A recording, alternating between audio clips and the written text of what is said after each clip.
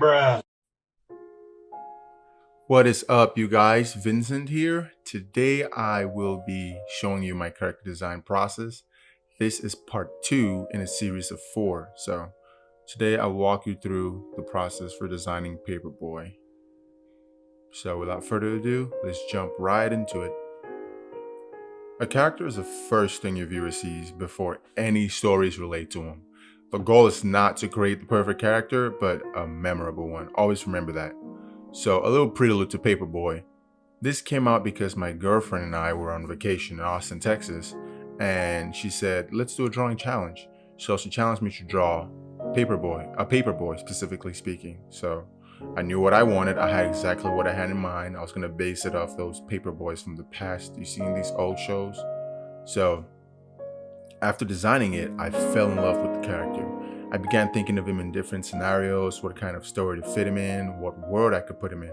At first, I thought of a children's storybook, which would fit really well, or an action shonen akin to the likes of Naruto, My Hero Academia, but where would a paperboy fit in that kind of world? If you have the imagination, which I certainly do, you can make it work. So for now, the character is nothing but a fun idea that I can't wait to see where it goes. So as you can see here, I have a full bar of colors I want or envision the character to have. If you're not good with colors, I recommend Coolers. It's a website that takes one color and shows you what colors really go well with it and complement it. This was not sponsored. Anyways, before I start designing a character, I usually start with an initial sketch. Start to finish to give me a basic idea and then improve upon that as shown. Finish meaning full colors, the whole character. What this does is it shows you what you like. Don't be afraid to experiment. For instance, the socks he wears are some richer, poorer socks I got from Ross. So I play basketball in those things, I sleep in them, I shower in them. I know I'm not the only one who showers in socks. Now some might say, well, Vincent, I thought designing a character was going from bottom to top, not vice versa. And you're absolutely right about that. The point I'm making is the first time we think of a character, we don't think of a sketch, we think of a complete character. At least I do. There's a clear idea of what we want, but ideas change. How do you build on an idea you never wrote down or drew? You can't! You might want to make him fat, short, tall, skinny, black, white, brown, shit, even blue! But the point of starting from the top, from the bottom or top, whatever it is you get a clear idea of what they look like. And now you can start changing upon that. Colors and so on before you decide, hey, I want to make him this and this or that. So that being said, the next step, look, I'm not a big fan of them, but turnarounds are crucial to your character design process. Now, unless you're an angle god, then you don't have to do that, but I recommend it. You're able to see a character from multiple perspectives, and you might not even like one, but that gives you the opportunity to change it. With turnaround, I always get inspirations from somewhere else. By inspiration, I don't mean blatantly copying another character's signature poses. I mean seeing the angles other artists uses and somehow relating it to your character. For instance, a cowboy might be drawn on a horse holding a gun, tipping his hat, etc., etc. Different angles. I'm not going to see that and say, I wonder what people would look like holding a gun. The best reference I always say is yourself. If you're finding a pose that's hard to draw, try it out yourself. Get someone to take pictures of you or set your phone on a tripod or stick it to the wall and record yourself in multiple poses and screenshot those. We have these tools at our tips of our fingers, yet we chose to ignore them. Madness, I tell you! Look, if you don't want to go that route, there are numerous 3D models online you can load into Blender. Blender is free, and post them however you want. There are tutorials on YouTube for all this stuff. Go ahead and look into that, and you can practice your turnarounds using that. Expression sheets are something some people gloss over, but I don't think they're the majority.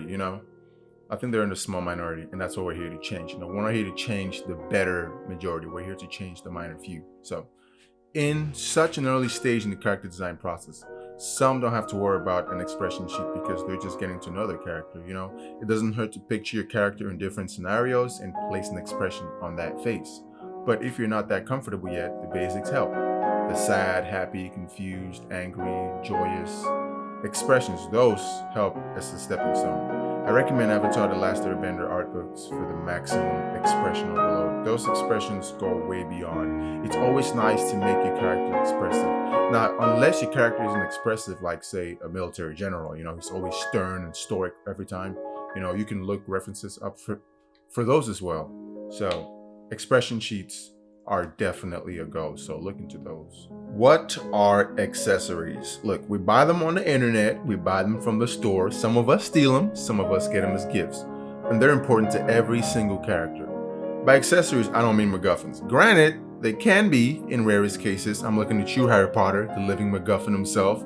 Look, what I mean in this context is things a character carry on the most of our story. Ben 10's watch, it's a MacGuffin, but it's an accessory. It's part of the character design process.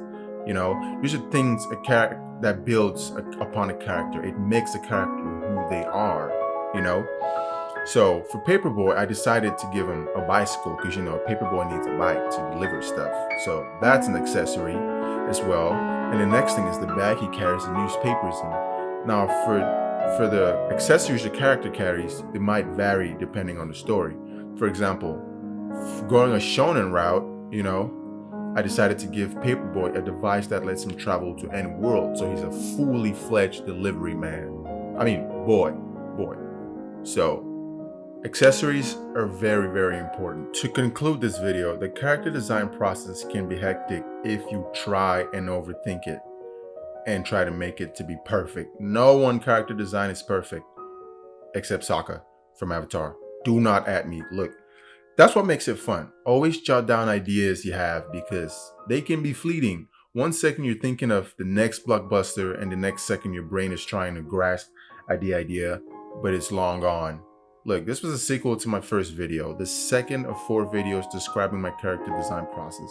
Wrapping it up, I will be discussing setting, story, and environment in the next video, so stay tuned. Thank you guys for watching, and leave your thoughts and comments below, and I'll see you guys in the next video. Thanks for watching.